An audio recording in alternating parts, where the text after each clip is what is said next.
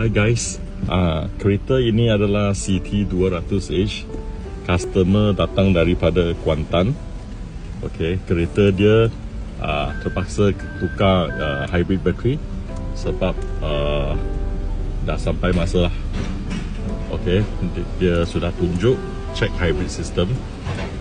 Okay, tengok dia akan keluar ini dan kita diagnose. Ini dia check hybrid battery. Okay, replace.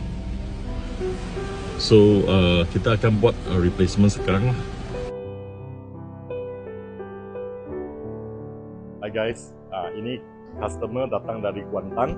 Okay, ini adalah bateri baru yang kita akan pasang untuk dia. Bateri baru untuk Lexus CT200h. Okay, ini bateri dia. Nanti kita akan tukar keluar dan masukkan yang baru. This is the hybrid battery yang lama. Kita akan masukkan yang baru sekejap lagi ya.